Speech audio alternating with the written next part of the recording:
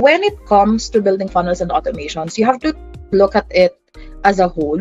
You cannot be tunnel visioned when you're working with this stuff. And it's like you're looking at a task at hand. When you take a step back and you look at it, it doesn't look good. It doesn't look like it's going to convert.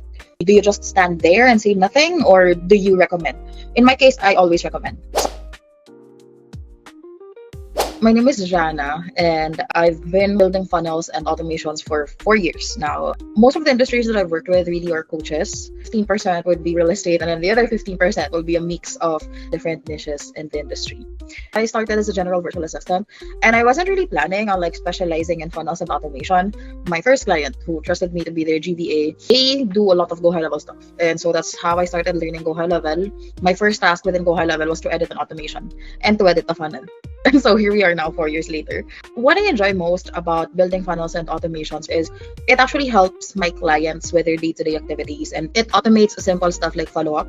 That can all be done with automations within different platforms. But even if that's just 5-10 minutes, they could spend that time doing a more important thing for their business, which really helps.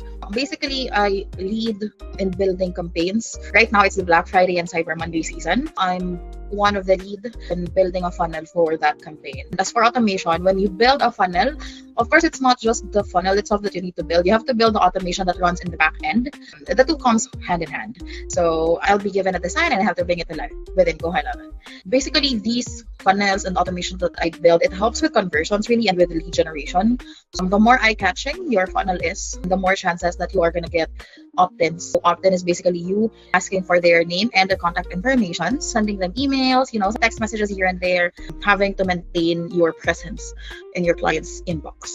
It was a recent project that I had. They were struggling with reviews. So they are a pet hotel, but also they offer pet grooming services. So the thing is, when their clients leave, they tell them, oh, yay, we're going to recommend you to friends, or you're one of the best pet hotels in town. But that's not showing up in their Google reviews. And if you're like me, I check Google reviews before I, deal with the business. So they asked me, Jana, how do we get recommendations into something that other people can see? And I built them an automation that will send them like a text message, thank you for yada yada, and email, and then that would contain a link. The link redirects them to a simple funnel wherein they can leave a review or a 5-star review. If it's 4 stars and below, we don't redirect them to Google. But if it's a 5-star, then it automatically redirects to Google, and then they can leave their 5-star review inside Google. And within 3 weeks, we got 21 5-star reviews, which is really, really great. Because before they have less than 10. So they were really happy about their results. I start my day with greeting, good morning, of course, and then I will do a status update of what was completed yesterday and what I will be accomplishing today. I communicate with the client and update on Asana. When it comes to building funnels and automations, you have to look at it as a whole. You cannot be tunnel visioned when you're working with this stuff. And it's like you're looking at a task at hand. When you take a step back and you look at it, it doesn't look good. It doesn't look like it's going to convert. Do you just stand there and say nothing, or do you recommend? In my case, I always recommend. Sometimes I even push back. So that's how I show my proactiveness. So when it comes to funnels and automations, the metrics that you would always track would be page views, clicks on your opt-in page, and how many actually opted in, and then how many checked out if there is a checkout process in your funnel. For example, we're going to be running an ad. We're going to be sending a big batch of emails. Let's say out of 1,000 people, 900 people click on the link. It means that the email got their attention. But the clicks on your opt-in is low.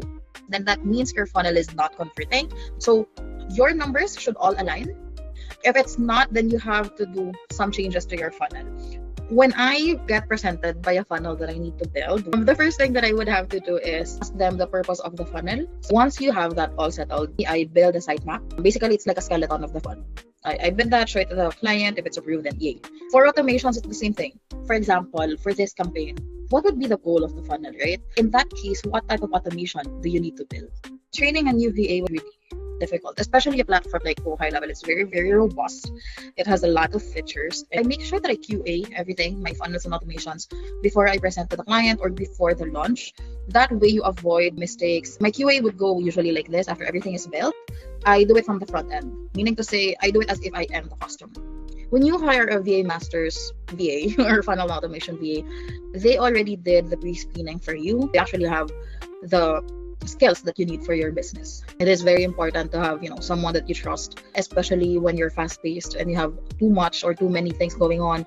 In my experience, that's what happened. VA masters make sure that the applicant that they are matching with a client really aligns with what they are looking for and what they need.